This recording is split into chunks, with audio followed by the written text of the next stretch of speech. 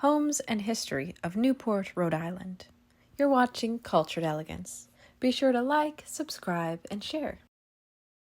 According to the book, Newport Mansions, The Gilded Age, by Thomas Gannon, Newport was founded in 1639 by a small band of Boston colonists who had left Massachusetts for the wilds of Narragansett Bay, briefly settled on the north end of Aquidneck Island at Portsmouth, then departed Portsmouth in order to settle permanently at the south end of the island, where an excellent natural harbor afforded greater opportunity for commercial development.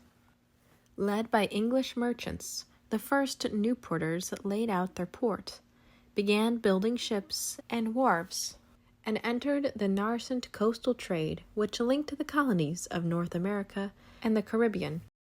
By the end of the 17th century, Newport was a center of British-American commerce, and not incidentally, of privateering and privacy.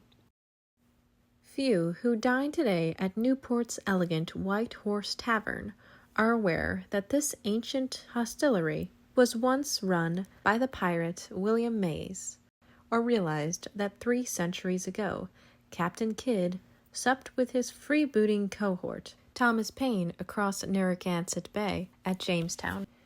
By the mid-18th century, Newport was at the height of its maritime prosperity. Merchants engaged in various forms of commerce, including smuggling and slavery. The only locally made export of note was the furniture produced by Newport's superb cabinet makers, the Townsends and Goddards. Merchants built homes along Thames Street and Washington Street, overlooking their counting houses, cargo sheds, and wharves. Among the few waterside survivors of these establishments is Hunter House, an ample colonial mansion. It contains elaborately paneled rooms and a fine collection of Townsend Goddard furniture. Colonial Newport, one of Britain's leading American settlements, was unusually cosmopolitan because of its wide-ranging trade connections, because it welcomed Jewish and Quaker traders not accepted elsewhere, and because of its healthful, pleasant climate. It attracted visitors from the southern and Caribbean colonies, anxious to avoid summer heat and happy for the opportunity to socialize in a fashion which the isolation of plantation life made impossible. The sophistication of Newport society and local craftsmanship was matched by that of its resident amateur architect, British-born merchant Peter Harrison, whose Palladian tastes gave forth to Toro Synagogue, Redwood Library, and the Brick Market. Merchant grandees maintained not only townhouses but great country estates. The most famous of these, Captain Godfrey Malbone's brownstone villa, was surrounded by terraced gardens and reflecting pools, said to be the most magnificent dwelling in America, but it caught fire in June of 1766, while the Malbones were giving a dinner. According to legend, Captain Malbone had the table moved to an adjacent building, telling his guests that he would not permit loss of his house to spoil the party. None of Newport's colonial-era country estates remain intact, but a wonderful 19th century analog can be found in Green Animals, the Brayton estate renowned for its whimsical topiary garden and gracious porch-fronted house commanding a vista across sloping lawns to Narragansett Bay. The Revolution brought an end to Newport's mercantile economy. Never again would this port be a major trading center. Many merchants left because of the war. Business dwindled and building came to a halt. Yet never in decline. Newport's climate and setting still attracted Southerners, and a growing number of families from New York, Boston, and Baltimore. Most visitors boarded at farms, and thus there was no center of summer activity until the first hotel went up in the mid-1820s on Catherine Street, just off Bellevue Avenue. The earliest summer houses date to the 1830s and were built on the hill above the port. The best-known early cottage is Kingscote, a Gothic dwelling erected by Georgian planter George Noble Jones. In the very year Kingscote was being planned, 1839, the Family Magazine reported that Newport boasted a score of cottages, several excellent hotels, and a wonderful new establishment where one could get a hot bath day or night. Though largely forgotten today, hotels were the focus of the Newport season from 1825 to about 1855. Hordes of guests stayed in these immense wooden caravanseries.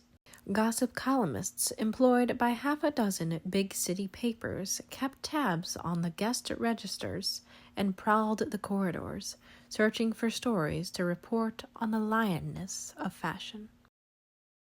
British novelist Anthony Trollope paid a visit to Newport in 1862 and proclaimed that the city had achieved an international reputation as a prestigious resort. Cottages, not hotels, were by then its special attribute. A boom in cottage construction during the 50s had set this course. A small group of property owners and local boosters set in motion a series of improvements in the 50s, which prompted construction of a dozen summer cottages. The central figure in all this was a tailor-turned-real estate entrepreneur, Alfred Smith. Smith bought up and subdivided several farms, successfully pushed through construction of Bellevue Avenue and Ocean Drive, handled most real estate and rentals. He haunted the hotels, seeking out potential clients. He was likened to Field Marshal, his rolled-up map of Newport carried as if it were a baton, riding ceaselessly about town. The new cottages of the 50s were much grander than their truly cottage-like predecessors.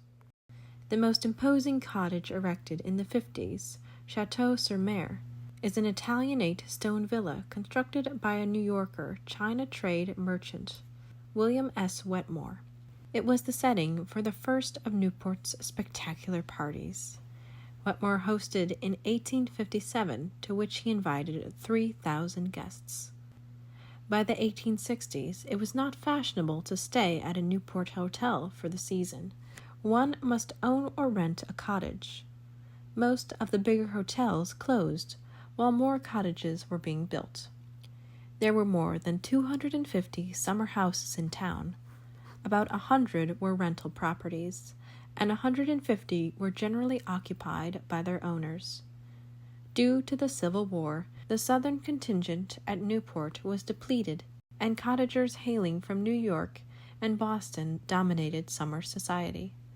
Writing in 1870, Henry James differentiated between Newport, where life is public, and the atmosphere of Newport's chief rival, Saratoga, which is absolutely common. The difference, in James's view, was between a series of organized homes and a group of undiscriminating hotels. By the 70s, Newport had indisputably become the nation's social capital. In stating this, however, one must not lose sight of the fact that Newport attracted not only America's financial elite, but many of its most gifted artists and writers, diplomats, politicians and jurists, historians, educators, scientists and engineers, architects and collectors. The literary set, led by Julia Ward Howe, gathered at Newport in the summer. Even that colorful writer of Wild West tales, Bret Harte, spent time in genteel Newport. For those disinclined to partake of witty theatricals and bookish conversation, the Newport season was very much a season of sport. Both men and women enjoyed riding, coaching, tennis, and croquet. Archery was a women's sport. Fishing, sailing, polo, and golf were men's sports. Swimming was enjoyed by both, but generally was not done together.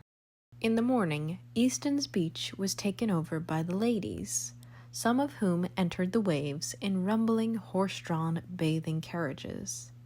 At noon, a red flag went up. The women departed, and the beach was for men only. Those who think of the Victorian era as one of extraordinary prudishness should know that men swam at Newport Beach without the benefit of bathing attire. Newport cottages of the 1860s, 70s, and early 80s were large, comfortable, and oriented to the out-of-doors. In the early 70s, particularly, spectacular architectural eccentricities were erected that have caused tasteful critics problems ever since. Cottages like architect Richard Morris Hunt's Henry Marquand House, a half-timbered late Gothic pile, popularly known as Bric-a-Brac Hall, and the towering additions Hunt also designed for Chateau-sur-Mer. In 1879, witful, ill-tempered James Gordon Bennett, Jr., a yachtsman and rake, and the owner of the New York Herald, who sent Stanley out to find Livingstone in Africa, built the Newport Casino opposite his Bellevue Avenue cottage as a place where people might visit, dine, hear band concerts, and play tennis. Bennett built the casino because he had been ejected from Newport's leading men's club, and he wanted to show how quickly society would dance to his tune. The casino was an instant success, and remained a center of cottagers' daytime activities for decades. The work of New York architects, McKim, Mead, and White, it established a vogue for informal, shingle-clad resort architecture inspired by the contemporary British Queen Anne style and American colonial buildings. Within 5 years, however, an entirely different taste took over. Grand new cottages were built, palatial in scale, and it was to be the very same McKidd, Mead, and White, and even more Richard Morris Hunt, who would set the pace in designing princely residences. These celebrated cottages of the late 1880s, 90s, and early 1900s make Newport the place in America to experience the Gilded Age. The rush to opulence began with a series of very large, late Gothic stone houses at Newport. They were quickly overshadowed by a residence designed by Richard Morris Hunt and built by William K. Vanderbilt as an anniversary present to his wife. Marble House, true to its name, is a neoclassical pavilion clad in shimmering white marble and decorated with a profusion of richly tinted marble veneers, mantels, and ornaments, set off by gold fittings and trim. It is like an enormous, beautifully crafted jewel box, miraculously set down on a cliff by the sea.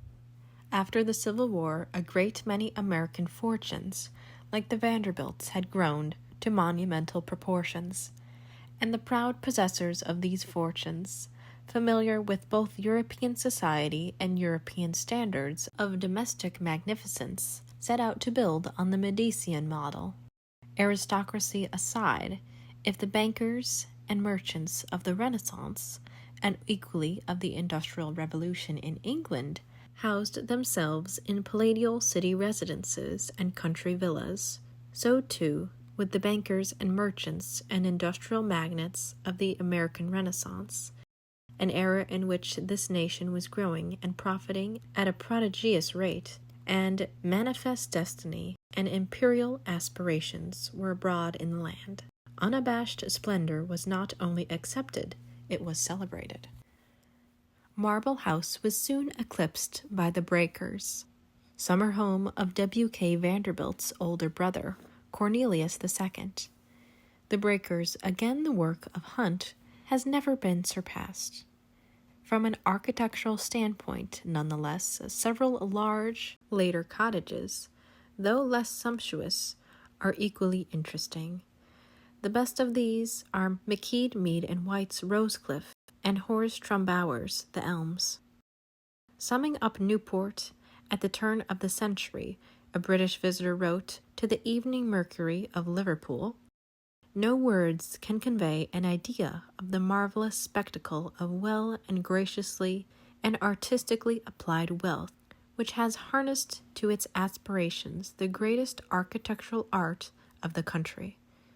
The result is such a combination of natural and contrived beauty, open for the enjoyment of all, as cannot be seen on such terms anywhere else in the world. The luxuriousness of Newport's social life prompted other observers to write scathing critiques, yet these same critics were clearly fascinated by Newport, and some did not always conceal the envy which occasionally colored their attacks. One critic who visited Newport during the 90s, the Frenchman Paul Bourget, recounts at length the typical day of a society lady. She takes a hearty breakfast before departing her villa for a brisk 2-hour ride. After changing, she drives to the casino to watch a tennis match, and then boards her yacht for lunch with friends.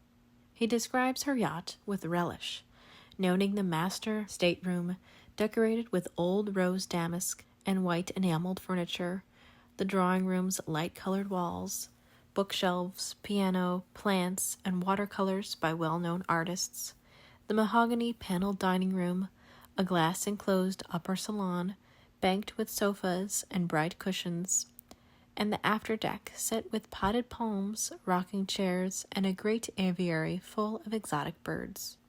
After lunch, the lady and her guests relax on deck before returning to shore and then going by carriage to a polo match. After polo, the society lady changes again, goes out to dinner, and then on to a ball. The particulars of Newport cottage life changed little between the 1890s and the 1920s. These were the halcyon years of the leisured class. The round of daily events recounted was described with but few modifications of many other writers right through the 20s. But the tempo and formality changed substantially. The otherworldliness of it all was fading, and to F. Scott Fitzgerald's famous line, "The rich are different from us," Ernest Hemingway would coolly respond, "Yes, they have more money." Although, in a sense, the Newport scene of popular imagination died with the Great Depression, it lives on to a degree in the much quieter lifestyle of those who still come for the season, and it is perpetuated in the uncomparable legacy of landscape and architecture which survives from the Gilded Age, from the earlier 19th century, and from the days of Newport's colonial prosperity. To see Newport today, to visit the Point, Bellevue Avenue, Ocean Drive, and Cliff Walk, to enter Hunter House, or the Breakers, or one of the other museum houses, is to come face to face with a unique and living heritage. Thank you so much for watching, everyone. Make sure to let me know your favorite Newport mansion in the comments down below, and what video you'd like to see next. Don't forget to like, subscribe, and share, and I'll see you in the next one.